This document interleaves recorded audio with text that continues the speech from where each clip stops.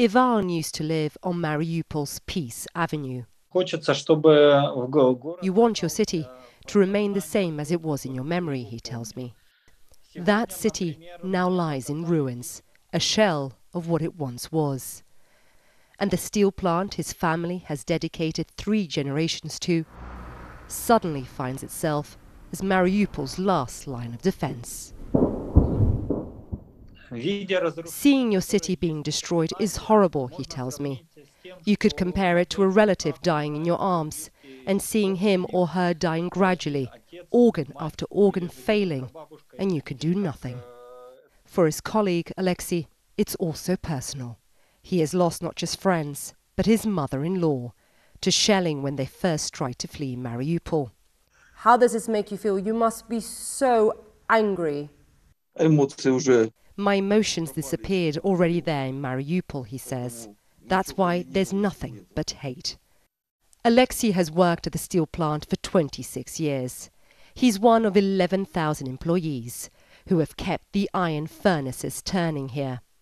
A major player in the metals industry, Azofstal produces 4 million tons of steel a year. Its metal shining brightly in Manhattan's Hudson Yards and London's Shard. Now, as Russia pummels its plant and production jolts to a halt, the CEO of the company behind Azovstal Steel tells me at least 150 of his employees have been killed, and thousands are still unaccounted for. Out of the 11,000 employees at Azovstal, only about 4,500 people get out of Mariupol and got in contact with us. This is our plant, as my papa says. He works here, says his little girl in a promotional video.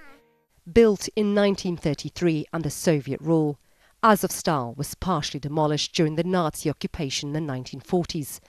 Now it faces the wrath of a president who says he's denazifying it, attacking the very foundation that his country helped build.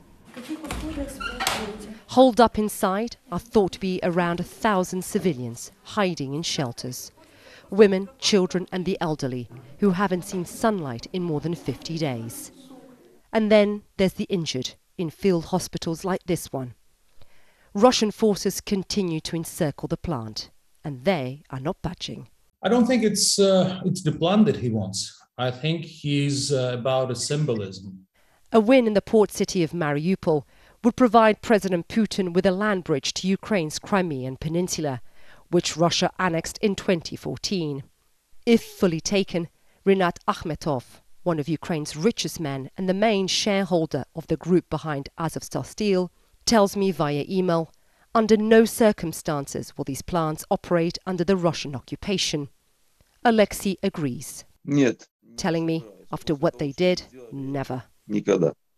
A wall of steel defending to the bitter end the place they have called home. Isa Suarez, CNN, Lviv, Ukraine.